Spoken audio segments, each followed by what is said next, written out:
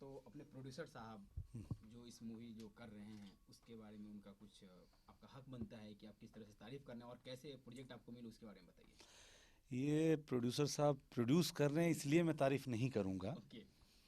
मैंने जब ये स्क्रिप्ट पढ़ी मैं उस आधार पे तारीफ करूँगा। बेसिकली मेरा फर्स्ट अट्रैक्शन इस फिल्म का जो है because of Parag Patil cinema.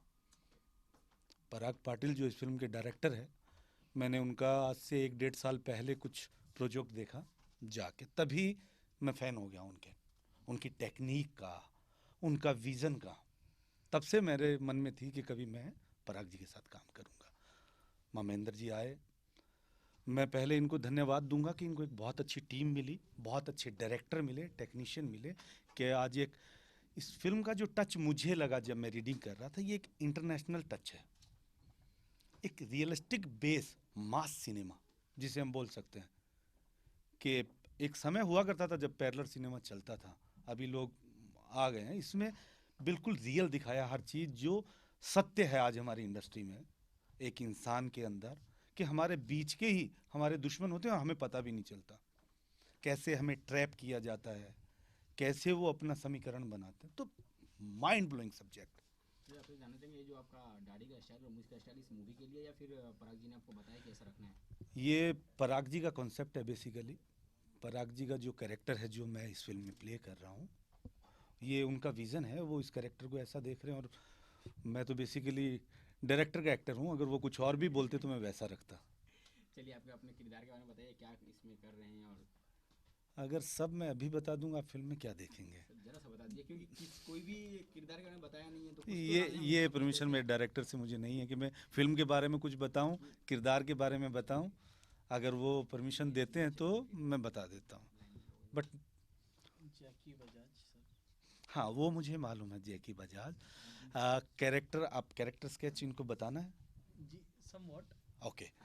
जैकी बजाज एक बहुत ही इंडस्ट्री का नॉन प्रोड्यूसर है। जैसे आप कह सकते हो आज करण जौहर है या उदय चोपड़ा, आदित्य चोपड़ा, उसका एक सिनेमा है, उसके अंदर सिनेमा बनते हैं, उसका उतार चढ़ाव है, उसकी लाइफ में टर्न ट्विस्ट जो आते हैं, तो वही सब है। वो क्या सिनेमा के बारे में सोच रखता है, लोग उसके बारे में क्या सोच रखते हैं, उसके सिनेमा के बारे में क्या सोच रखते हैं, उन सब को लेकर के उसकी पर्सनल लाइफ में क्या आंधी तूफान जो आते हैं, वो सब इस फिल्म में है।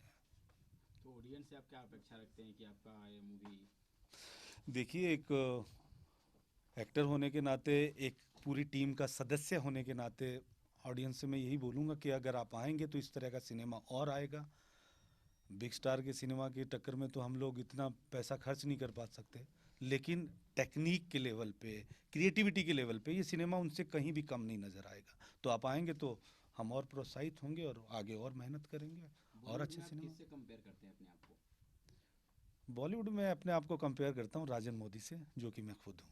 Thank you very much sir. जी जी थैंक यू। ओके। रोल करें हाँ। सबसे पहले तो इस मूवी के बारे में हम जानना चाहेंगे कि मूवी के बारे में कुछ बताइए। बेसिकली फ़िल्म का नाम है वैकी जैकी, और कहूँगा कि एक सेक्सुअल कॉमेडी सब्जेक्ट है।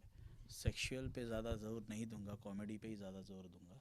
At the end of the day logic बस उतने भर का देना चाहता हूँ जिससे लोगों को चीज़ें अटपटी ना लगे।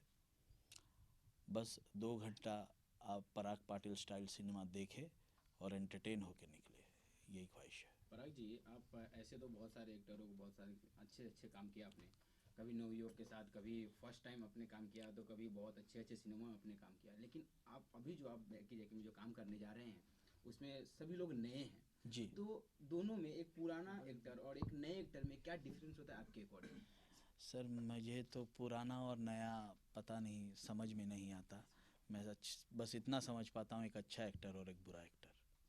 तो जितने भी मेरे एक्टर्स हैं सभी अच्छे हैं और मेरे सिनेमा को एक अच्छा रूपांतर देंगे जो रूप में देना चाहता हूँ। दोनों को डायरेक्ट करना कितना कठिन होता है। डायरेक्ट करना तो अपने आप में कठिनाइयाँ तो बहुत आती हैं, सिर्फ एक्टरों के चलते नहीं, बहुत सारे ऐसे डिपार्टमेंट्स हैं जिनको लेके कठिनाइयाँ लेकर झेलना पड़ता है। लेकिन मैं इतना समझता हूँ कि मैंने जितने भी एक्टर्स कास्ट किए हैं वैकी जैकी में, ये सारे सुलझे हुए एक्टर्स हैं और अपना काम अच्छी तरह से बखूबी निभा जाएंगे। तो आपका लोकेशन के बारे में आप जानना चाहेंगे कि इस मूवी का लोकेशन आप कहाँ कहाँ रखते हैं? लोकेशन मैंने रखा है पालघर में, आउट ऑफ मुंबई। कुछ मुंबई में भी शूट करूँगा और प्लान हो रहा है कि शायद से 2 गाने में मलेशिया ले जाऊँ। तो इसमें आइटम सॉन्ग भी है कुछ? जी हाँ, लेकिन आइटम सॉन्ग इस बार थोड़ा अलग रखूँगा मैं। जैसे कि मेरा आइटम सॉन्ग है, लेकिन इस आइटम सॉन्ग को साउथ अफ्रीकन गर्ल्स गा रही हैं या प्रेजेंट हो रही है, ये एक समवॉट एक एलिमेंट होगा मेरे फिल्म का। भाई आपको पता होगा कि सेंसर बोर्ड काफ़ी टाइट हो गई है काफ़ी, क्योंकि अगर अश्लील शब्दों का आपने उपयोग किया किसी मूवी में तो जी हाँ। मूवी पास नहीं होती है सेंसर बोर्ड के थ्रू। तो बिल्कुल। क्या इस मूवी में ऐसे शब्दों का उपयोग किया गया, यूज किया गया? जी नहीं, मेरी फिल्म अश्लीलता से बिल्कुल दूर है, क्योंकि मैं अश्लील सोच नहीं पाता। हाँ, लेकिन स्क्रिप्ट की जो डिमांड है, जो स्क्रिप्ट की मांग है, उसको मद्देनज़र रखते हुए मैं ये सिनेमा बना रहा हूँ। Thank you very much. जी, थैंक यू।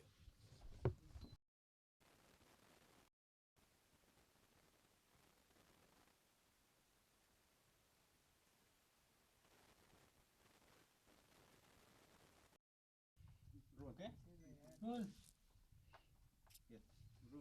चलिए, सबसे पहले बात तो आप सिंगर है, तो सिंगर के लिए एक सिंगिंग बहुत ही इंपॉर्टेंट है उनके लाइफ के लिए। तो आपके गानों से शुरुआत करते हैं बिना कुछ किए।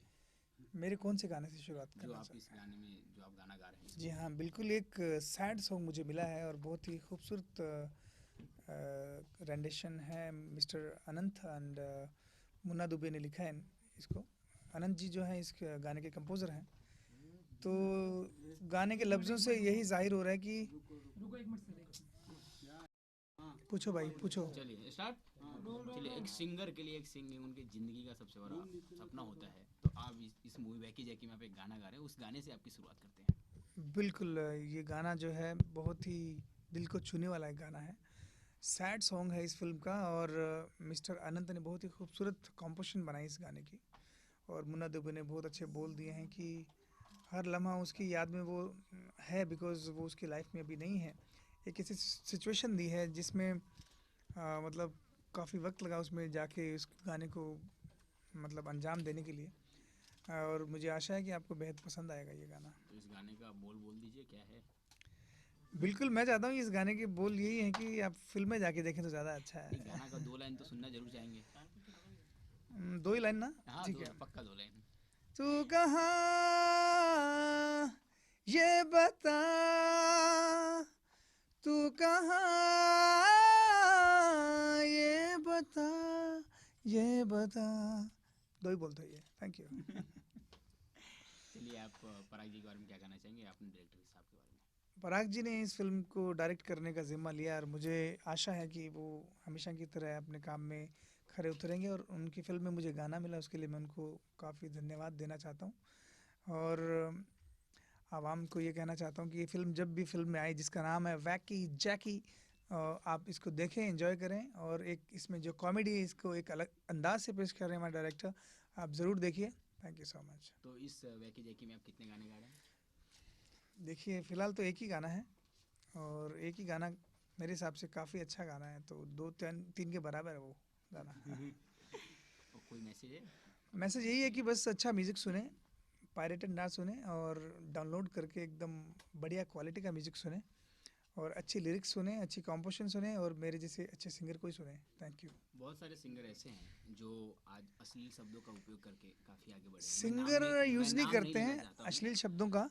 कुछ ऐसे सिंगर हैं जो खुद लिखते हैं, खुद ही कंपोज करते हैं, खुद ही नाम तो किसी का नहीं लेना चाहिए, लेकिन गाने ऐसी चीज़ हैं कि वो नाम तो सबको पता ही है कि कौन कौन क्या कर रहा है। लेकिन कुछ लोग अपने आप को अचानक से फेमस करने के लिए कुछ ऐसे शब्दों का इस्तेमाल करते हैं, क्योंकि एक बुरी ही एक ऐसी चीज़ है, बुराई ही जो सबसे ज़्यादा लोगों तक पहुंचती है। तो उसका सहारा लेकर अगर वो आगे बढ़ रहे हैं तो उनको ये पता होना चाहिए कि बुराई ज़्यादा देर तक साथ में नहीं चलती। और जहाँ तक हिंदुस्तानी म्यूज़िक है, उसमें कल्चर है हमारा, उसमें अच्छे शब्द का इस्तेमाल करें, अच्छी धुनों का, अच्छी रागों का और अच्छे सिंगर्स का इस्तेमाल करें, यही होना चाहिए। Thank you. Thank you very much. Oh my darling, oh my sweetheart. Oh my sweet, तू कहाँ ये बता।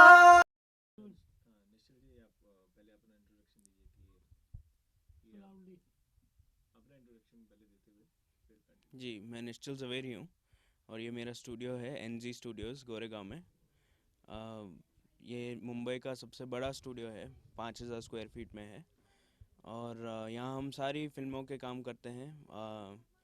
पोस्ट प्रोडक्शन, प्री प्रोडक्शन, सब कुछ जो म्यूज़िक से संबंधित है। और हमने काफ़ी फिल्में की हैं। गुलाब गैंग का पूरा मिक्सिंग यहाँ हुआ था और अभी हम हाल ही में हमने मिक्स किया था एक एल्बम जो ग्रैमी जीता है, विंड्स ऑफ समसारा। वो पूरा मिक्स यहाँ हुआ था। हम 2 साल हो गए हैं और बस बॉलीवुड इंडस्ट्री बहुत अच्छी रही है हमारे लिए। हम नए हैं इसलिए और सब लोग आ रहे हैं, बहुत उनको अच्छा लग रहा है यहाँ पे। ये सुन के मुझे बहुत खुशी होती है। क्या चीज़ ज़्यादा यहाँ पे लोगों को अट्रैक्ट करती है मतलब आने के लिए?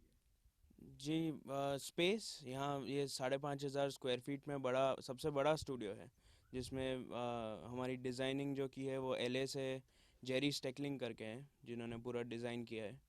और हमारे पास लाइव रूम है जो 1000 स्क्वायर फीट का है जहाँ पे 60 म्यूजिशियंस हम साथ में रिकॉर्ड कर सकते हैं। और सारा जो इक्विपमेंट है सब अमेरिका से आया हुआ है, high tech and state of the art studio. और सर बजट की बात करते हैं तो जी। महाड़े में कितने स्टूडियो है, यशराज स्टूडियो है, बालाजी यशराज स्टूडियो है। तो मतलब डिफरेंट कितना है बजट में? डिफरेंट कुछ है कि मार्केटिंग भाव ये वही है रेंट में? नहीं, सेम है। हम लोग यशराज स्टूडियो और एनजी स्टूडियो और सहारा स्टूडियो एक दो हैं और जो इस लेवल के हैं। बाकी सारे छोटे छोटे स्टूडियोज़ हैं जो अंधेरी में हैं और बांद्रा में, सब जगह हैं। Thank you. अच्छा जी, इस फिल्म के बारे में जानना चाहेंगे, किस तरीके की फिल्म है और आपके किरदार किस तरीके के हैं? ये पूरी की पूरी मूवी एक औरत के ऊपर बेस्ड है एंड आप इस मूवी को बहुत ही इन्जॉय करेंगे क्योंकि एक औरत की कहानी बहुत ही इंटरेस्टिंग होती है जिसमें बहुत तरह के उसको परिश्रम करने पड़ते हैं और बहुत ही ज़्यादा स्ट्रगल करना पड़ता है। तो इस तरह की ये मूवी है। कोई हिचकिचाहट और Yeah, you're right that, but it's not a case with me. I'm not at all, hesitate. And in fact, I'm very much, enthusiastic about this character character which I would be playing in this movie. It'll be very interesting, and I'm sure that I will, play my act really, really well. And let's see, let's hope for the best. And I'm sure that you all will enjoy this movie. मैं आपसे ये जानना चाहूँगा, भगवान ना चाहे कभी ऐसा हो, जिस तरीके के फिल्मों में जिस तरीके के आपके किरदार हैं, 50 एबव ईयर्स के ओल्ड के साथ में शादी हो जाती है और रियल लाइफ में कभी ऐसा हो तो फिर क्या? रियल लाइफ में तो अगर होगा किसी के साथ तो वो उन्हीं को पता होगा, बट हाँ, इसमें जिस तरह का कैरेक्टर होगा 50 ईयर ओल्ड पर्सन के साथ, आई एम श्योर आपको वो ज़रूर पसंद आएगा क्योंकि उसमें फीलिंग सेम ही है, जैसी आपकी आपके एज के अकॉर्डिंग जो आपका पार्टनर है उसके साथ आपकी जैसी फीलिंग्स होती हैं वैसी ही फीलिंग्स आपकी उस 50 ईयर पार्टनर के साथ भी होंगी और आप ज़रूर अच्छा लगेगा आपको वो। रियल लाइफ में भी फीलिंग्स की बात करें तो क्या उस समय भी इसी तरीके की कुछ ऐसी रियल लाइफ में हुआ होगा या हो सकता है नहीं नहीं, फिल्मों से? No, this never and ever happened with me. नहीं, अक्सर देखा गया कि फिल्मों से लोगों को कुछ अच्छी प्रेरणा मिलती है, कुछ बुरी प्रेरणा मिलती है। कुछ लोग उसे अपना लेते हैं, कुछ लोग को एंटरटेनमेंट के हिसाब देखते हैं। तो आप क्या कुछ कहेंगे इस बारे में? Well, I would say that if you go with a person who is 20-30 years above of your age,